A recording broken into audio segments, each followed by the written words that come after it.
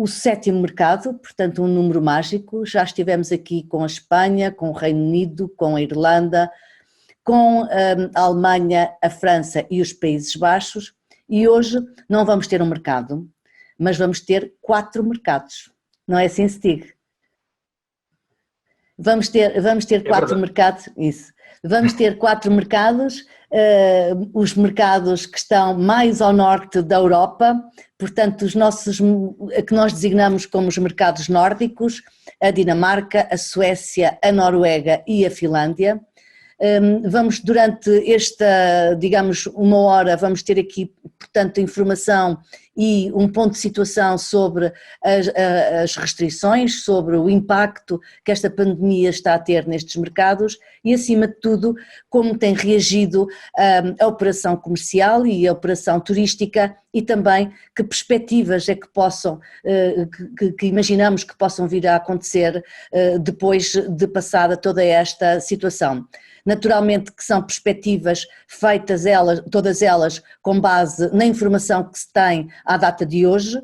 Temos que ter sempre presente que tudo isto é muito volátil e, portanto, a informação vai variando diariamente e, portanto, esta informação que o Stig hoje vai partilhar connosco tem que ver com a informação disponível e o conhecimento disponível à data. E por isso mesmo eu não perderia mais tempo em demoras e pediria ao Stig para, desde Copenhaga, de nos falar sobre estes 4 mercados e sobre estas perspectivas que podemos esperar vindas do norte da Europa. Obrigada, Stig, e bem-vindo. Podes começar, a palavra é tua. Muito obrigado. Olá a todos os meus amigos em Portugal, senhoras embaixadoras, olá a toda a direção do Turismo de Portugal. Só estou ligeiramente nervoso, como vão entender. O meu nome é Stig Sommerfeld Kaspersen, eu sou coordenador das atividades do Turismo de Portugal nos países nórdicos. A língua portuguesa não é a minha língua mãe. Eu sou dinamarquês, mas Portugal é a minha segunda casa. De facto, tenho tido uma relação muito próxima com Portugal durante toda a minha vida, pelo menos durante toda a minha carreira, incluindo vários anos em operação turística e mais de 25 anos na AICEP e no Turismo de Portugal. Temos uma equipa pequena aqui no norte, mas uma equipa com muita experiência. A equipa é constituída por 3 pessoas, a Ana Carreira em Estocolmo, a nossa estagiária Sofia Alexandre e eu próprio com base na Dinamarca. Todos nós trabalhamos nos 4 grandes mercados da região, Suécia, Dinamarca, Noruega e Finlândia. A Ana e a Sofia têm ajudado imenso na preparação deste pequeno discurso. Muito obrigado às duas. Vamos iniciar com uma ultra pequena descrição do mercado e algumas das suas características. Depois vou explicar a situação atual no contexto Covid-19. Vou falar das consequências econômicas para os países e para o ramo de turismo, possíveis cenários futuros, as nossas previsões, ameaças e oportunidades, perspectivas de recuperação e, por último, as nossas recomendações em relação à vossa atuação nos mercados. Mas antes de começar, gostaria de dizer o seguinte: os turistas destes países vão voltar para Portugal. A vontade e o desejo para viajar existe, está aqui permanentemente e Portugal tem ótimas possibilidades para voltar ao normal. Até para conquistar muitos novos clientes e novos clientelas. O produto é fantástico, com uma alta qualidade e uma sociedade portuguesa que tem demonstrado que é capaz de lidar com crises como esta de uma forma muito mais eficiente comparado com muitos outros países na Europa. E a atuação de Portugal durante a crise está a ser notada e muito reconhecida aqui. Mas também vou ser honesto, o retorno à vida normal vai demorar algum tempo. Estes mercados foram particularmente afetados pela crise e estamos com alguns grandes desafios. Os países nórdicos têm cerca de 27 milhões de habitantes. Tradicionalmente, os mercados são importantes fora da estação alta e, curiosamente, os meses de março, abril e novembro são os meses em que os mercados produzem mais dormidas. Os nórdicos gastam muito dinheiro em alojamento, restauração e em visitas a atrações. Tem 5 ou 6 semanas de férias por ano, é o 8º maior mercado para Portugal, com cerca de 2,1 dormidas em 2019. 60% da população faz pelo menos uma viagem de férias por ano. Os mercados são importantes para produtos como o golfe e turismo ativo. Por exemplo, só na Suécia há quase 500 mil jogadores de golfe inscritos na Federação de Golfe da Suécia. Em geral, os consumidores têm conhecimento limitado, mas Portugal tem uma boa imagem e é visto como um país simpático e acolhedor. Basicamente, os consumidores destes países têm uma motivação particular para viajar ao sul da Europa, nomeadamente o clima. Aqui, os verões começam em junho e acabam em setembro e o tempo é instável. E é um facto que a falta de luz e sol está a causar muitas depressões nestes países. E o negócio dos grandes operadores turísticos que existem aqui é baseado precisamente nessa necessidade dos consumidores. A falta de luz, calor e, igualmente, um nível de preços mais acessível, por exemplo, nos bares e restaurantes.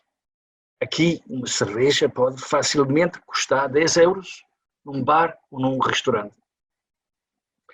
E as viagens chata são populares. Vendem-se cerca de 5 milhões de pacotes chata por ano, normalmente com voo, alojamento e transfer, e durante uma semana incluído. E para além disso, há um grande número de pacotes baseados em voos low cost e voos regulares. Para Portugal temos normalmente cerca de 80 voos por semana. E um pouco menos no inverno. Os nossos principais clientes são a TAP, que é um parceiro fundamental aqui nestes mercados, a Norwegian, a SAS, a Finnair e muitos operadores chata diferentes. Nestes países, o ramo de viagens nasceu nos anos 50, quando a SAS, a Finnair e pioneiros como Simon Spies e Ben Benson fundaram empresas como Vingresser, Aurinko Markat, Spiesreise, Scherbo e Fritz Reise. Foram estabelecidas várias empresas sólidas como Solreiser, Royal Tours, Madkaveka, Bravo Tours e muitas outras. Igualmente, muitas companhias aéreas têm tido base nestes mercados durante os últimos 50 anos. Para além da SAS, Borden, Finnair, Norwegian, Sterling Airways, Maersk Air, Kimber Air, Primera Air, e Danish Air Transport. A grande maioria destas empresas faliram ou fundiram-se com outras empresas. Desta forma, a indústria de viagens nestes países tem sofrido muitas alterações nos últimos 50 anos. Tem sido um período com turbulência permanente, mas os consumidores dos países nórdicos sempre tiveram o privilégio de poder escolher livremente entre várias operadoras e companhias aéreas nórdicas de grande fiabilidade. As empresas mencionadas já passaram várias crises no passado. 11 de setembro, doenças como gripe das aves, SARS e ébola, ataques terroristas e desastres naturais. Até nuvens de cinza provenientes de uma ilha vulcânica em atividade na Islândia. Algumas destas crises afetaram gravemente os resultados das empresas, mas nunca nenhuma empresa entrou em falência apenas devido a estas incidências. A crise Covid-19 criou repentinamente uma situação que a indústria de viagens nunca tinha imaginado acontecer. Literalmente, de um dia para o outro, não só as vendas estancaram completamente, como os operadores turísticos e as companhias aéreas tiveram de trazer para casa os seus clientes e, em termos financeiros, ainda pior, cancelar e reembolsar um grande número de reservas. A indústria de viagens vê-se agora, de repente, a lutar pela sua sobrevivência. Desde pequenas a grandes empresas e com poucas exceções. Já antes da crise, estávamos a lutar contra algumas tendências, principalmente na Suécia, mas também na Dinamarca e Noruega, e em menor grau na Finlândia. A combinação entre sustentabilidade, Greta Thunberg, flight shame, uma coroa sueca e agora também norueguesa, cada vez mais fraca, e uma nova moda de passar férias minimalistas na Escandinávia, e uma impressão falsa na população do que o Norte, por causa das alterações climáticas, passou a ter sempre verões quentes, cheios de sol, como no verão 2018, tem sido um cocktail tóxico para os mercados. Igualmente, as dificuldades da companhia aérea Norwegian sentem-se muito, até na atuação das outras companhias aéreas. A ambição da Norwegian foi claramente de crescer e crescer e assim conquistar a posição dominante da SAS. A estratégia foi claramente demasiado ambiciosa. A empresa investiu em centenas de novos aviões e grandes problemas com o Boeing 737 MAX e o Dreamliner estavam quase a matar a empresa. Após uma reconstrução, o foco da empresa passou a ser rentabilidade e não expansão. Menos rotas, menos frequências e preços mais altos. Uma situação ótima para a SAS e ainda outras companhias aéreas que de repente conseguiram vender a preços mais altos. Desde meados de março, a recomendação dos 4 MNEs tem sido de não sair dos respectivos países. Na Suécia, desincentiva-se viagens mesmo para outros concelhos do país, e o Ministério de Negócios Estrangeiros aconselha viagens desnecessárias a todos os países até o dia 15 de junho. Na Finlândia, as restrições ao tráfego aéreo serão levantadas lentamente a partir de amanhã e vai ser permitido efetuar algumas viagens necessárias, mas não um lazer. Na Dinamarca e na Noruega, as fronteiras ainda estão encerradas. Na Dinamarca, para já, até o dia 31 de maio. Na Noruega, até haver novas instruções. Não se sabe sequer se estas medidas se manterão durante o verão, mas a abertura de algumas fronteiras já está a ser discutida e negociada, mesmo nestes dias. O tráfego aéreo do maior aeroporto na Escandinávia e também da SAS baixou durante o mês de abril em 98%. E embora haja algumas variações entre os 4 países, as sociedades da Noruega, Dinamarca e Finlândia têm sido quase totalmente fechadas, mais ou menos como em Portugal. Começaram a reabrir mesmo nestes dias. Na Suécia, a política tem sido diferente. E aí as escolas, lojas e restaurantes nunca fecharam. Mas ainda assim, a atividade econômica está em grande quebra e a taxa de desemprego está a explodir, precisamente como nos outros países nórdicos. Em todos os países, a previsão é que o PIB caia entre 6% e 11%.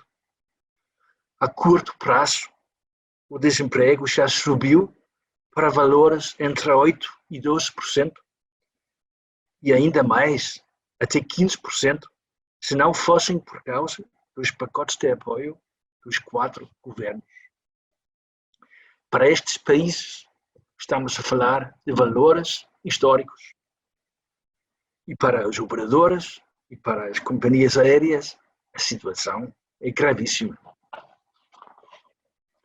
Neste momento, ninguém está a comprar viagens. E embora que muitas pessoas tenham dinheiro e tempo, o consumo de outros bens também tem sido mínimo. Assim, muitas outras áreas da economia minimizaram as suas atividades. E como algumas destas outras áreas são vitais para a economia da região nórdica, os 4 governos rapidamente tomaram a decisão de ajudar as empresas. Assim, todos os governos estão a financiar entre 50% e 80% dos salários dos colaboradores em regime layoff. O pagamento de impostos foi legalmente adiado e, em alguns casos, custos fixos, ou parte deles, estão a ser pagos pelo governo. Na Dinamarca, o valor total do pacote é superior a 40 mil milhões de euros. Na Suécia, um pouco inferior, uma vez que a maioria dos negócios se mantiveram abertos. Ainda assim, a situação é que muitos operadores e companhias aéreas estão em risco de falência. O título deste artigo da revista sueca Travel News é 90% dos operadores turísticos podem abrir falência. Logo no início da crise, entre 80% e 95% dos colaboradores foram colocados em regime layoff. As empresas trabalham com equipas mínimas de forma a manterem-se no mercado e para, em termos de imagem junto dos consumidores, expressar que estão em condições para retomar o negócio em qualquer momento. Na realidade, a principal tarefa das empresas tem sido de evitar o reembolso das viagens canceladas, porque só assim garantem a sobrevivência, mesmo que não estando a agir em conformidade com a lei. Na Dinamarca existe uma fundação chamada Fundo de Garantia de Viagens, que há anos foi estabelecida para evitar problemas relacionados com falências no ramo de turismo. O governo dinamarquês decidiu que os operadores, através deste fundo, podem emprestar verbas para reembolsar os clientes. A versão final deste acordo tem sido negociado durante semanas e foi publicada ainda anteontem, a versão final. E esta versão, de facto, pode salvar a vida de muitos operadores na Dinamarca.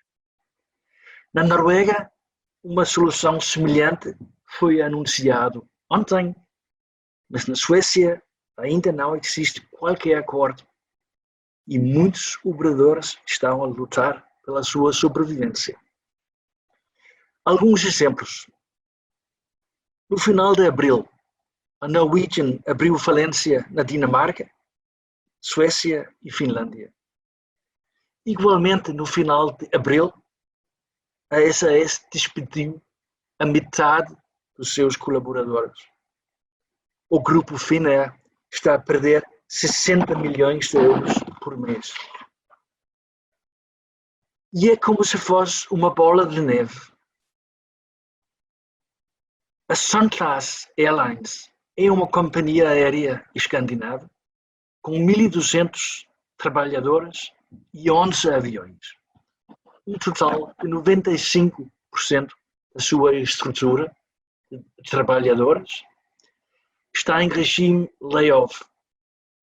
Mas mesmo com todo o apoio da Dinamarca e em parte dos governos da Suécia e da Noruega, a companhia enfrenta uma déficit mensal de 6 milhões de euros. O proprietário da companhia é o empresário norueguês Petter Stordalen, que por acaso também é proprietário de uma das maiores cadeias hoteleiras nórdicas, que está neste momento a perder cerca de 22 milhões de euros por mês. Em outras palavras, é só uma questão de tempo até vá à falência se os governos nórdicos não agirem de forma a impedi-lo. As companhias Ving, Spies e Tjebo pertencem todos ao grupo do Peter Stordalen. A Air Tours, Bravo Tours, Solred, Twi Nordic, Primo Tours, Oceada, Apollo e muitas outras também estão em sérios problemas. Estamos a falar de praticamente todos os nossos maiores clientes, com a boa exceção da TAP. Antes do pacote de apoio do governo da Dinamarca, a previsão da DAF, que corresponde à AFT em Portugal, era que cerca de 50% dos operadores iriam falir. Com o pacote lançado anteontem, não vai acontecer. É a boa notícia. Mas na Suécia, ainda fala-se de 90% dos operadores. A questão que se coloca é o que vai acontecer agora. Há 3 semanas, o Copenhagen Institute for Future Studies apresentou 4 diferentes cenários relativamente ao impacto que a pandemia irá ter na indústria do turismo a nível dos países nórdicos. O Instituto indicou ainda uma série de megatrends que provavelmente vão afetar os padrões de viagens após a pandemia. A confiança e segurança serão 2 fatores cada vez mais importantes. Outras megatrends são saúde, transformação, sustentabilidade, digitalização, automatização, produtos ecológicos, comida saudável, tranquilidade, evitar turismo de massas, reservas tardias, natureza, segundas cidades, individualização, transparência, tudo que seja familiar e seguro. Os 4 cenários que eles apresentaram são estes. O primeiro tem o título O Familiar e Seguro. Neste cenário, o mundo já está quase normalizado, mas a curto prazo as pessoas viajam menos. Neste cenário, os destinos irão ser os mais conhecidos, muitas vezes com alguma ligação cultural à Escandinávia. Pode, por exemplo, ser uma vantagem para países não muçulmanos, como, por exemplo, Portugal. Medidas de segurança serão mais importantes e excursões domésticas, curtas viagens e pequenas fugas irão ganhar terreno. O cenário 2 indica que o distanciamento social terá consequências duradouras. O mundo irá estar dividido por zonas, as fronteiras estão abertas, mas sentem-se mais. Restrições aplicadas ao número de turistas permitidas nos destinos em atrações irão continuar. Uma grande preocupação dos viajantes será manter distanciamento social. Alojamento com familiares e amigos em zonas rurais e em destinos próximos vão tornar-se mais populares. O terceiro cenário é que 2021 irá ser como 2019, ou seja, iremos querer viajar como antes. No entanto, restrições internacionais irão ser levantadas muito lentamente. Iremos ver que acordos locais e regionais serão feitos para que viajantes de uma pequena seleção de países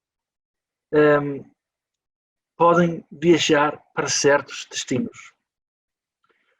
Muitos consumidores irão estar frustrados pela continuidade das restrições aplicadas e continuarão a trazer para casa a experiência do destino, por exemplo, através de música, vinho ou comida. O último cenário é o mais positivo. Rapidamente retornamos ao dia a dia do nosso passado. A pandemia, em pouco tempo, abandonou a agenda global e o mundo apresenta uma recuperação sólida. A segurança é uma prioridade, mas não uma preocupação. A procura acumulada para viajar ia aparecer em vários segmentos, com exceção dos segmentos afetados pelo desemprego. Novos hábitos irão ser formados com maior foco no digital e mais atenção ao elemento de saúde e sanitário, que irão complementar os padrões de consumo existentes. A nossa previsão é que o cenário mais realista será uma mistura entre estes 4 cenários. Estamos bastante convencidos que a necessidade, interesse e vontade de viajar irão voltar. Apesar desta situação única, todas as experiências passadas dizem-nos que a memória dos consumidores é extremamente curta. Temos visto isto em quase todas as outras crises que o ramo de turismo conseguiu ultrapassar. Dito isto, também estamos convencidos que novos hábitos e uma alteração de comportamentos irá advir desta crise. A percepção que o número de viagens continuará a crescer, da mesma forma, deve ser questionada. Pensamos que irá demorar bastante tempo até a indústria atinja os valores do ano passado. Muitos viajantes em negócio irão provavelmente receber instruções dos seus superiores para ficarem em casa e utilizarem ferramentas tais como o Zoom, Teams, o Skype para as suas reuniões. Os turistas de lazer irão estar relutantes em viajar para destinos transatlânticos e, quando o fizeram, a segurança irá ser um fator muito mais importante do que a própria vontade de ir descobrindo o país, o destino. Os reformados têm sido fundamentais para as vendas dos operadores turísticos e têm tido, em particular, forte expressão na estação baixa. Mas será que a sua vontade de voltar a viajar retomará em pleno?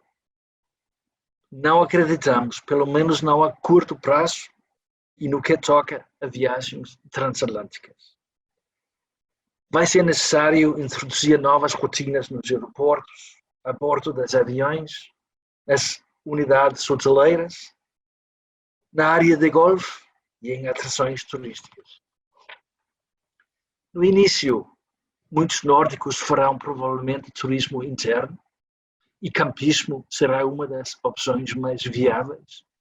Depois vão começar a visitar os países vizinhos, mais próximos, mas logo depois também outros destinos europeus. Os mais jovens, no grupo de pessoas até 50 anos, deverão estar os primeiros a começar a viajar de novo. No entanto, com uma vacina, a situação provavelmente vai ser muito diferente. Viagens em automóvel próprio vão ganhar terreno e o comboio será igualmente uma boa alternativa, até mesmo para viagens de negócios. Esperamos que as tendências acima mencionadas apenas sejam temporárias, mas poderão ser problemáticos para muitos dos nossos parceiros mais importantes. Os operadores, provavelmente os operadores com boca fechada, provavelmente vão ter maiores dificuldades em vender toda a lotação durante a época baixa. Pode significar que menos companhias fechadas tenham vontade de correr riscos de forma a garantir toda a capacidade do voo, significando assim que iremos ver um número maior de voos fechados partilhados com vários operadores turísticos envolvidos de forma a partilhar o risco. Pacotes dinâmicos irão ter uma crescente importância e visto que a Norwegian não deve voltar ao mercado da mesma forma que esteve presente nos últimos 10 anos, poderá haver espaço de manobra para companhias como Ryanair, Transavia ou EasyJet. As principais ameaças são uma taxa de desemprego que se encontra num nível historicamente alto, falta de companhias aéreas com capacidade aérea, economias em recessão, continuação das restrições de viagens ao estrangeiro, menor procura em geral de viagens aéreas, países com baixa densidade populacional, significando que é fácil ter distanciamento e, portanto, podem fazer férias em casa. Já tem nome, até aqui chama-se staycation. São países com uma natureza atrativa e alguns operadores já começaram a desenvolver programas para os países escandinavos. E depois temos o risco de falência entre as empresas de turismo. Vamos voltar a este assunto. Mas também há boas oportunidades. O facto de que Portugal está em boas condições para efetuar uma abertura rápida do país pode criar oportunidades únicas, novos operadores e novas clientelas. Vai haver muito interesse por parte das companhias aéreas e operadoras com voo fechado, simplesmente porque eles querem os aviões no ar tão rápido quanto possível. Precisam de receitas e pelo menos tem a sorte de ter um preço de petróleo que é historicamente baixo. Na fase de abertura dos diversos destinos no sul da Europa, a nossa atuação vai ser fundamental para o desempenho de Portugal. Muitos consumidores vão focar muito mais em qualidade, sustentabilidade e segurança. E muito melhor o nível de preços. Muito positivo para Portugal, que tem uma qualidade superior à maioria dos nossos concorrentes. Pode, de facto, ser uma oportunidade para o setor de se redirecionar um pouco. Uma oportunidade para focar mais em qualidade e tornar-se ainda mais sustentável. Muitos consumidores vão procurar férias relacionadas com ecoturismo, natureza, e isto pode ser uma boa oportunidade para desenvolver o turismo no interior e em zonas rurais. E agora a questão que deve ter o maior interesse de quase todos vocês. Quando é que os mercados emissores realisticamente vão começar a enviar turistas para Portugal? E quando começam a operar, o que podemos fazer? Em primeiro lugar, tenho que dizer que isto tudo, como vocês de certeza já sabem, vai depender dos respectivos governos envolvidos. Neste momento não existem informações, mas um cenário realista é que o tráfego vai começar a ser retomado lentamente em 1 a 2 meses. No entanto, os políticos estão muito calados e parece que estão à espera de algumas regras comuns a nível da União Europeia. Mas a curto prazo, podemos dizer que a TAP deve retomar voos para os 4 capitais, talvez no final de junho, início de julho. Tudo isto depende exclusivamente dos governos escandinavos, nórdicos. A Norwegian provavelmente vai retomar algumas operações para o sul da Europa já durante o verão 2020. Mas os planos estão a ser elaborados mesmo nestes dias. Fala-se de uma redução de 33% da dimensão do negócio global da empresa, mas as últimas informações transmitidas pelo CEO da empresa são algo mais optimistas do que há um mês, pelo menos numa perspectiva europeia. A SAS retoma algumas, mas poucas operações para o sul da Europa em 2020, provavelmente as rotas com maior rentabilidade. A Finnair deve retomar as operações quanto possível.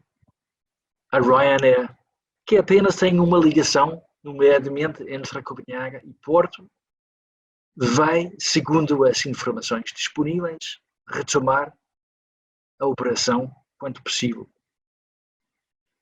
Para já, todos os operadores turísticos com voos próprios pretendem retomar a programação prevista quanto possível, mas muitas das companhias aéreas que estão a utilizar encontram-se em situações frágeis.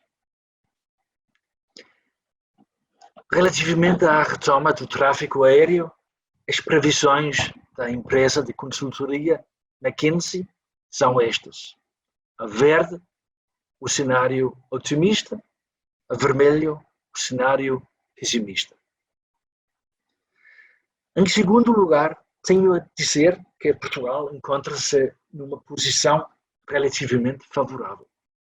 O país tem demonstrado que é capaz de lidar com crises como esta de uma forma muito mais eficiente que a maioria dos países europeus.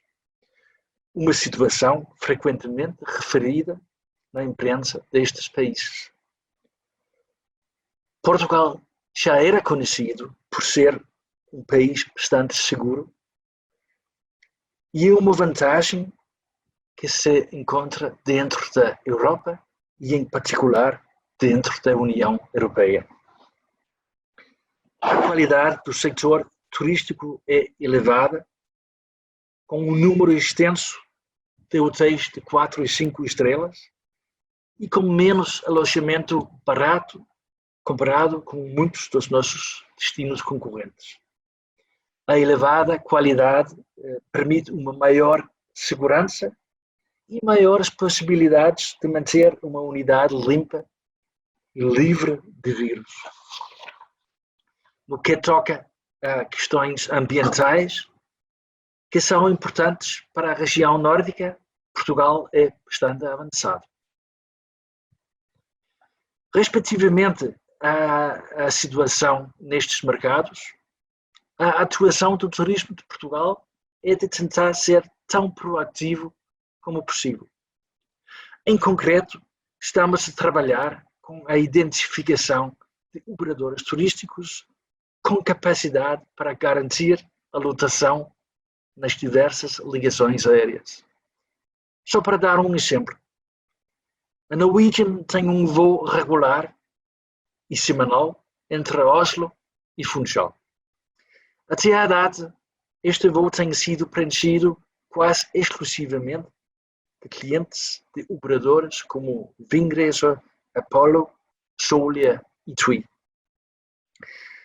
Se a Norwegian não continuará a operação, vamos estar preparados e capazes de apresentar soluções alternativas, envolvendo outra companhia aérea e, por exemplo, os operadores acima mencionados para garantir a lotação.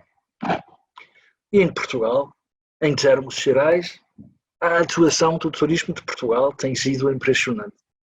O selo Clean and Safe, filmes como Can't Skip Hope e uma campanha como Ler Portugal, webinars como este e a criação de grupos como Portugal Trade Talks e Portugal Media Talks no LinkedIn são bons exemplos.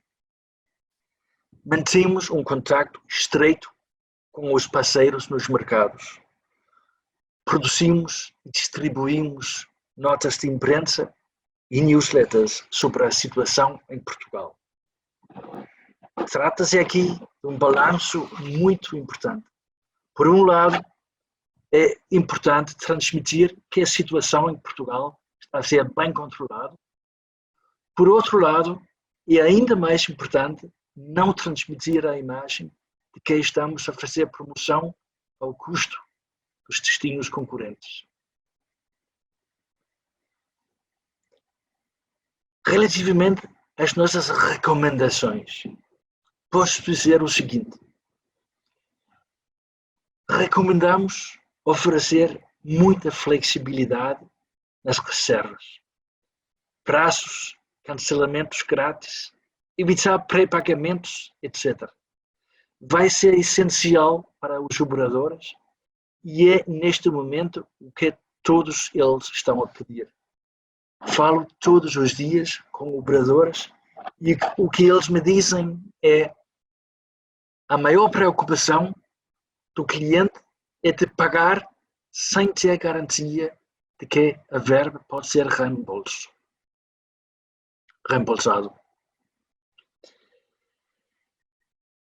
Recomendamos manter um contacto e uma estreita correspondência com os operadores turísticos. É importantíssimo porque eles querem ser ouvidos. Nas conversas e nas negociações com eles, mostrar muito empatia e transmitir uma mensagem que se trata de um parceiro essencial para vocês e não apenas de um cliente. A criação de relações mais pessoais são importantes. Mostrar proatividade Por exemplo, recomendamos que contactem os clientes existentes, pode ser operadores turísticos, por exemplo.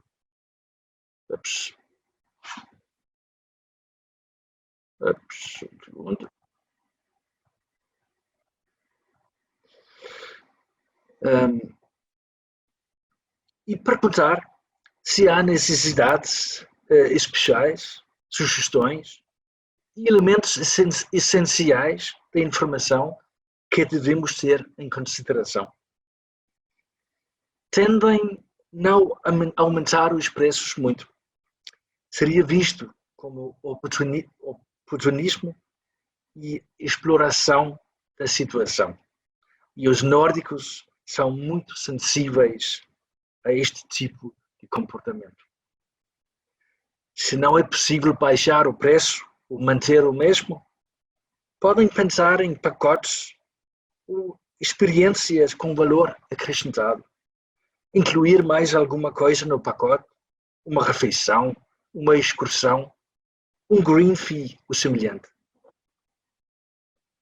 E muito importante, fale com as equipas de turismo sobre potenciais falências. Neste contexto, o risco é grande e a lei local destes países vai proteger os colaboradores do operador em risco e o curador, mas não os criadores, por exemplo, no estrangeiro. Recomendações no contexto Covid-19. Recomendamos a utilização do selo Clean and Safe.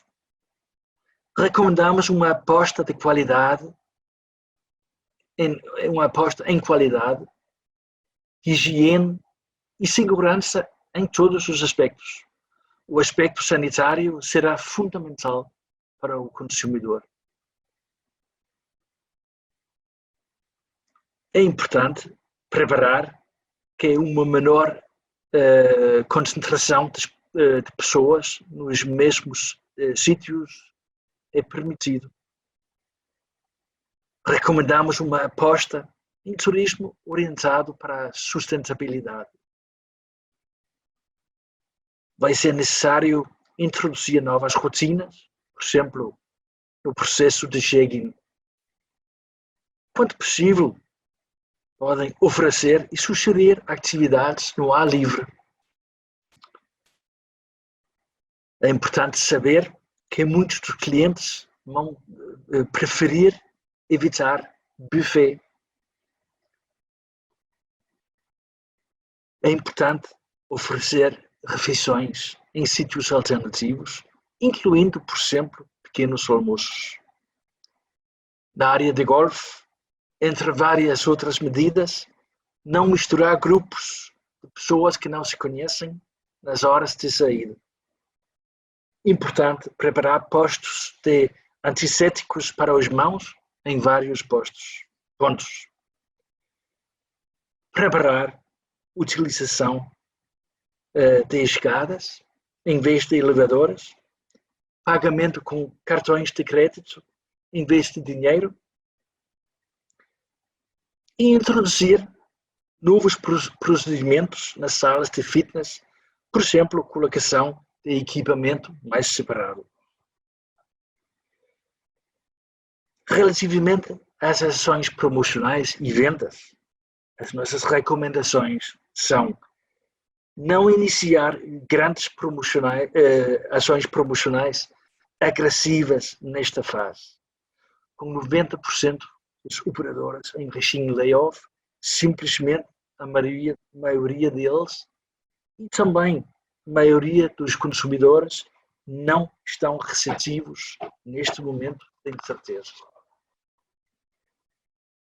Recomendamos que começam a preparar as diversas ações promocionais agora, durante o verão, mas é essencial falar com as equipas de turismo antes de lançar as mesmas. O timing vai ser essencial. Sugerimos uma aposta em capacitação do trade. Pode, por exemplo, ser através de cursos, redes sociais e as equipas de turismo.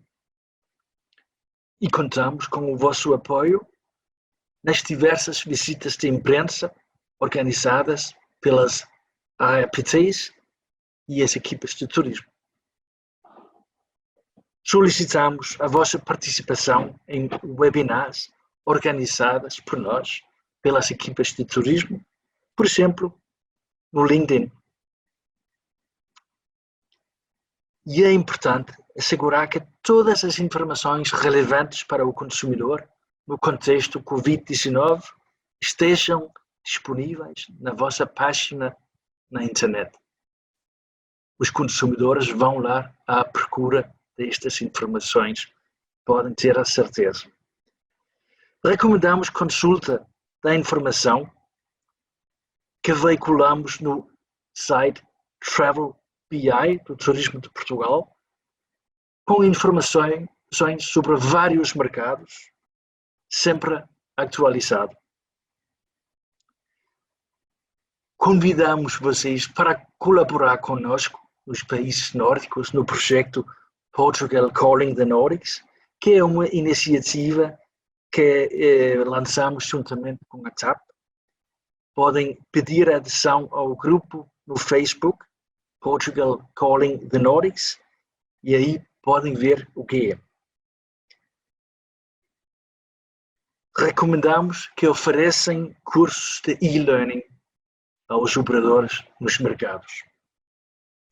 Relativamente a eventos recomendáveis nos países nórdicos, estamos neste momento com algumas incertezas em relação às feiras que vão ser realizadas durante o outono, mas recomendamos certamente presença, se possível e se ainda houver lugares, nos nossos workshops do próprio Turismo de Portugal, que serão realizados em Oslo e em Helsínquia, respectivamente no dia 25 e 26 de novembro. Recomendamos o evento Travel Match em Oslo, em janeiro, que é um ótimo bolsa de contactos com profissionais noruegueses, e um evento semelhante em Estocolmo, que chama-se Travel News Market. As duas grandes feiras nos países nórdicos, Danish Travel Show na cidade, Vila de Herning, aqui na Dinamarca, a Matka em Helsínquia e, eventualmente, se concretizar, a feira Senja na Suécia. Os próximos meses vão ser fundamentais, mas a nossa posição é forte. Temos já excelentes relações com quase todos os atores no mercado e tanto Portugal, com as suas regiões e vários como as suas regiões, AEPTs, Turismo de Portugal, e em particular todos os hotéis, agentes, campos de golfe, atrações, companhias de aluguer de automóveis já são conhecidos e respeitados como parceiros fiáveis e eficientes. Os países nórdicos têm uma longa tradição de viagens e o desejo para viajar é intrínseco, por causa das condições climáticas durante a maior parte do ano. Os consumidores não deixarão de viajar, mais cedo ou mais tarde voltarão. O tipo de viagem, o nicho, poderá ser diferente, mas Portugal tem oferta para todos os gostos.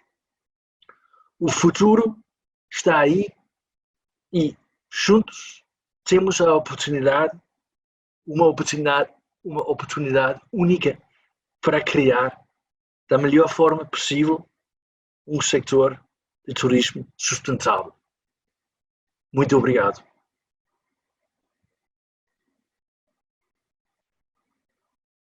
Muito obrigada, Stig, por esta excelente apresentação e, acima de tudo, muito obrigada por nos teres sistematizado aqui algumas recomendações tão úteis para que as empresas que nos estão a ouvir possam também ajustar a sua oferta e ajustar a sua atividade.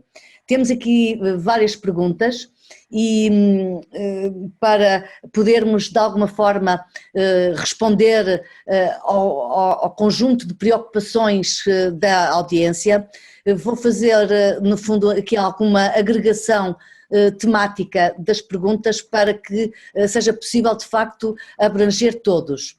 E desde logo começava por uma questão que foi aqui colocada de diferentes formas, mas que na verdade se relaciona com o mesmo tema e que tem que ver com os nichos, as motivações e a oferta de nicho. E as questões aqui colocadas relacionam-se com o seguinte: estes mercados nórdicos são mercados que estarão disponíveis e acharão interessante práticas de algumas atividades relevantes existentes em Portugal, principalmente no que diz respeito a destinos regionais de menor densidade, digamos assim, como seja, por exemplo, o centro de Portugal, com atividades relacionadas com agroturismo e com turismo de natureza, ou com o surf, ou ainda com atividades relacionadas, por exemplo, com enoturismo ou com atividades de natureza. Olha, a nossa previsão neste aspecto é que praticamente qualquer nicho que mencionou está com ótimas possibilidades para ganhar terreno aqui nestes mercados. É provável que muitos turistas vão tentar fugir um pouco das grandes áreas turísticas e estas regiões de menor densidade populacional, como o centro, Alentejo, algumas partes do norte, até em várias partes de Portugal, consideramos que as possibilidades para aumentar a importância dos países nórdicos nestes nichos são ótimas. A nossa grande preocupação neste momento é, sinceramente, o tráfego aéreo. Mas estamos com muitas esperanças com a TAP, que vai ser um eixo fundamental no retorno do nosso tráfego, e numa colaboração com a TAP estou convencido de que muitos nichos, por exemplo, o golfe, vai ser retomado muito em breve, porque é um facto que não se pode jogar golfe aqui no inverno, por exemplo. Igualmente com várias atividades, não se pode fazer surf no inverno, não se pode treinar fora, como equipa de futebol, por exemplo. Há algumas limitações que nós temos aqui e para as quais temos condições fantásticas em Portugal. Até condições muito melhores do que nos destinos concorrentes. Estou muito otimista em relação aos nichos. Muito bem. Também algumas perguntas que de alguma forma foram respondidas ao longo da tua apresentação, mas que vou aqui também reforçar um pouco. Como têm sido as notícias sobre Portugal nestes países? Tem-se falado muito de Portugal, tem-se falado de forma positiva, a forma como, no fundo, as notícias têm sido veiculadas nesses mercados, parece-te que possam influenciar a decisão de férias das pessoas? Sim, é uma situação engraçada, porque a imprensa aqui sinceramente, fala muito pouco em outros países.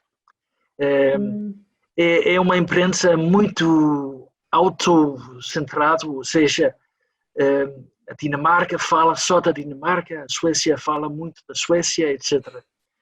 Nesta situação, no início, falaram muito da Itália, depois Espanha, e ficou por aí.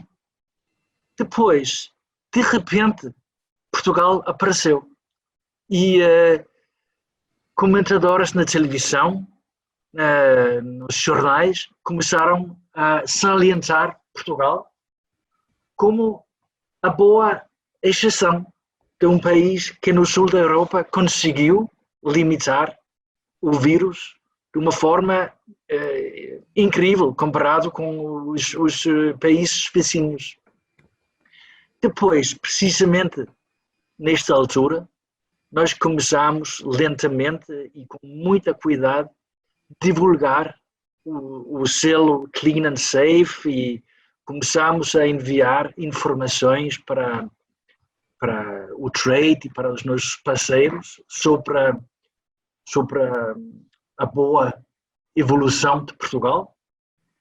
E de repente chegamos a uma situação em que Portugal diria, state of the art, no que toca a destinos ou países que conseguiram limitar os efeitos do vírus. Muito positivo. Muito, muito boas notícias que nos trazes desses países sobre as notícias do nosso país. Há também aqui algumas perguntas relacionadas sobre sobre os comportamentos das pessoas destes países. Temos todos um bocadinho a ideia que a população, o cidadão dos países nórdicos reservam as férias com bastante tempo de antecedência. Este ano, claro, é um ano muito atípico e é um ano em que, enfim, as coisas se têm passado de maneira diferente, naturalmente. Mas, e por isso mesmo a pergunta vai neste sentido, para quem quer reservar ou quem quer ter férias em novembro e em dezembro, no caso dos países nórdicos, ou mesmo para o próximo ano, para março e para abril, se já seria, ou quando é que seria o melhor momento para estar a comunicar para essas pessoas, uma vez que se pensa que poderá ter agora alterado um pouco os comportamentos das reservas de férias. O que é que te parece? Agora, isto depende muito do período que estamos a falar. É assim, precisamente nestes dias estamos com 45, 40, 50 dias para o início das férias industriais aqui nestes países. Significando que é precisamente nestes dias que o consumidor que terá que tomar uma decisão se pretende realmente apostar numa abertura das fronteiras e pagar a viagem, porque o último valor do pacote terá que ser pago agora com entre 40 e 50 dias antes da partida. Estamos a ser bombardeados agora de telefonemas de consumidores que querem saber qual é a situação em Portugal, se os hotéis em Portugal, no Algarve, na Madeira, em Lisboa, estão abertos, se os restaurantes estão abertos, as praias, etc. Agora, eu acho que para os meses de julho, agosto, setembro, a grande maioria das reservas vão ser feitas à última da hora. Depois, chegando ao outono, vamos ver reservas adiantadas um pouco mais. Neste momento, já há pessoas que fazem reservas para o próximo ano. Assim, há pessoas que aceitaram de não receber reembolso das verbas que pagaram, mas que alteraram as reservas para o próximo ano. Eu acho que durante o mês de outubro, novembro, em que sabemos que os operadores sobreviveram, de facto, a esta crise, e que a situação está mais estável e previsível, acho que vamos voltar a uma situação quase normal. Uhum. Muito bem. Ainda uma última questão e que tem que ver com a percepção que existe também, que os escandinavos viajam muito em grupo e que, nesse sentido, a operação turística será muito importante. Qual é a tua perspectiva em relação a esta percepção e também se de facto a operação turística via operador tradicional, que pode vir a ter aqui algumas fragilidades, se vai ser de facto ainda mais reforçada a componente digital, digamos assim, as plataformas digitais? Pois, sim. Em relação aos grupos, temos de facto alguns desafios. É assim, diria que há 15 anos muitos operadores venderam apenas voo, alojamento e eventualmente um automóvel de aluguer em Portugal. Com todos os OTAs na internet, Booking, Hotels, Expedia, já não é possível sobreviver como operador turístico apenas a vender voo e alojamento. Por isso, o que muitos operadores fizeram era oferecer pacotes que não podem ser copiados pelos consumidores. E muitas vezes são excursões de uma semana em Portugal, com a primeira noite em Lisboa, a segunda em Óbidos, terceira em Coimbra, Porto, etc. Depois voltam a Lisboa. Em autocarro, obviamente. E isto pode criar alguns desafios.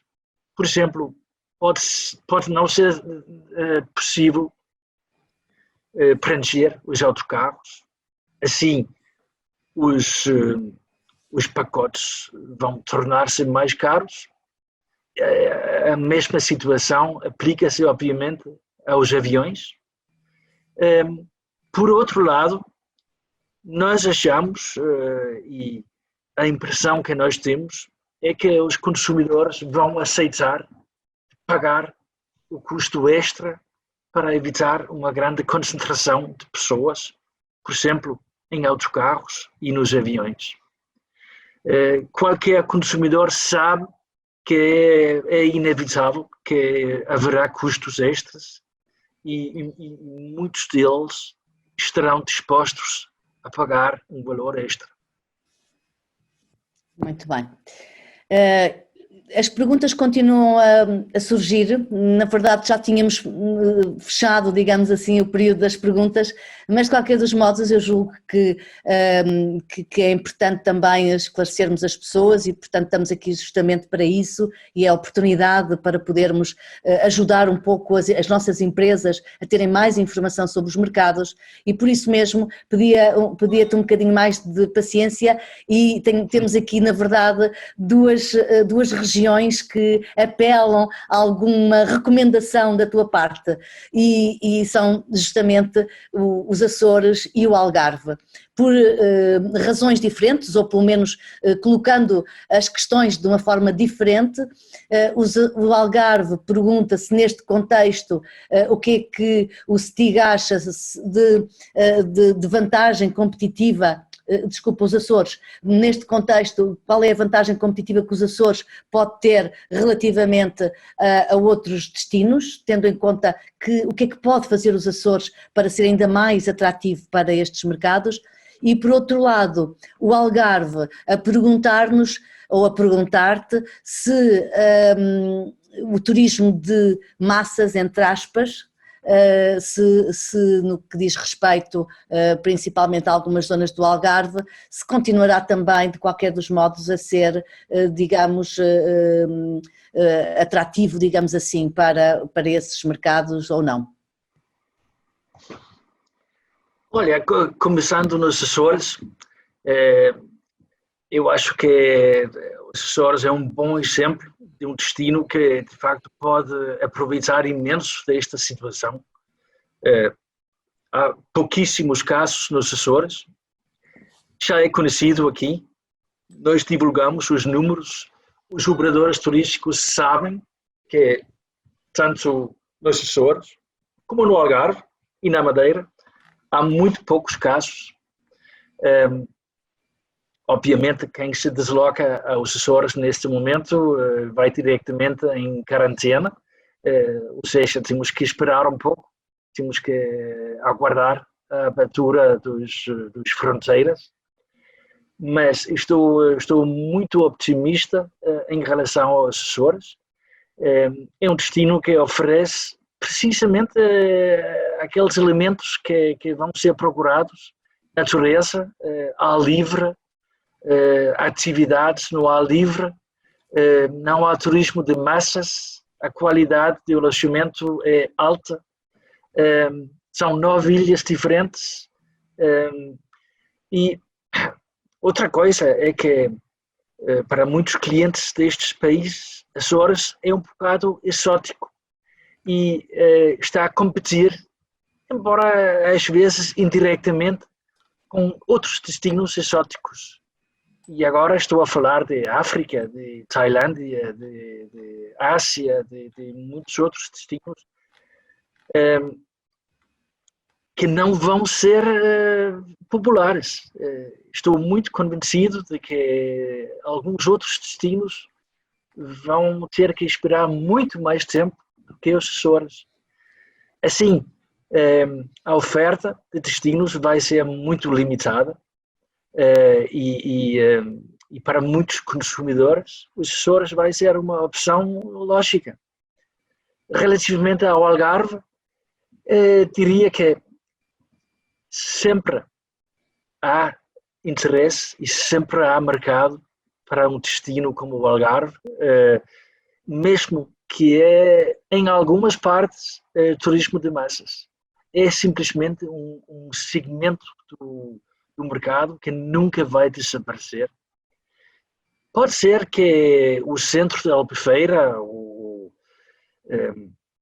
as zonas mais turísticas vão numa fase ser menos procurados, mas Algarve tem uma variação enorme na oferta e a costa algarvia tem muitos sítios que não têm assim grande concentração de pessoas. Há muitos hotéis com localizações isoladas e depois os clientes podem escolher visitar zonas mais com mais pessoas ou não. Ou podem ficar na praia, podem ficar no hotel. Mas havendo ligações aéreas, também não estou muito preocupado com o Algarve. E acrescentaria também a Madeira, que entretanto também se somou aqui às perguntas. E para a Madeira, a tua recomendação? É um pouco igual à situação dos Açores, mas a situação é que a Madeira, para nós, é um destino de inverno. Ou seja, está a competir com destinos como Ilhas Canárias, norte de África, e aí estou convencido que a Madeira vai ter uma grande vantagem, porque comparado com Ilhas Canárias, por exemplo, com Espanha em geral. Diria que as pessoas não sabem que as Ilhas Canárias não foram tão afetadas como Madrid, por exemplo, ou outras partes de Espanha. Para eles é Espanha. E sabem que a Espanha foi um dos países mais afetados. Não gosto de dizer estas coisas porque também gosto da Espanha, gosto dos meus concorrentes, mas é um facto. Isso mesmo. Isso mesmo, obrigada, Stig. Agora vai ser mesmo a última pergunta, mas que, enfim, como tem a ver com um conjunto de perguntas que estão associadas a este tema, não poderemos deixar de te colocar, e que está relacionado com o seguinte: estarão os nórdicos receptivos perante estas novas regras de distanciamento social que nós temos em vigor em todos os países, não é? Estarão disponíveis para que se substituam tours por tours mais privados, para grupos mais pequenos, para grupos de famílias, com o que isso implica também do ponto de vista dos custos? Estarão os nórdicos mais receptivos a um turismo de luxo? Eu acho que sim. É uma resposta simples e fácil, porque pelas razões que já discutimos, vai ser complicado juntar 50 pessoas num autocarro e até as pessoas não vão se sentir confortáveis. E por isso vai haver muito mais procura por autocarros de menor dimensão para familiares ou para grupos de amigos, ou mesmo para grupos menores. Relativamente ao turismo de luxo, a minha previsão pessoal é que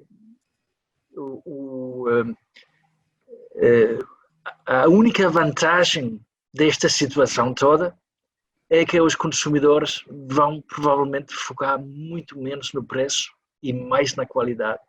E não duvido que vai haver uma procura maior pelos hotéis de alta qualidade. Simplesmente porque na cabeça dos consumidores é mais seguro, é mais limpo e não há dúvida que agora a curto e médio prazo vai ser um fator de escolha mesmo essencial. Muito bem. Stig, só tenho uma palavra de agradecimento para tudo que tu fizeste durante esta hora e meia quase que estamos aqui. Não sei se tens mais alguma questão, alguma nota final que tu gostasses de fechar este webinar. Dava-te a última palavra, terminamos por aqui as perguntas, por isso, se tiveres alguma nota final, força. Olha, só posso dizer a todos vocês em Portugal que podem sempre contar conosco e com as nossas colegas. A melhor forma neste momento é de enviar e-mails para nós respondemos sempre rapidamente e se houver resposta, podem contar com uma resposta qualificada, mas em alguns casos não é possível responder. Vão receber uma resposta de qualquer forma. E por último, só posso agradecer aos meus colegas, à direção do Turismo de Portugal, por ter facilitado este ferramenta. É muito agradável fazer parte de uma organização como o Turismo de Portugal. É um orgulho, de facto, que agradeço muito. Obrigado. Muito obrigada, Stig.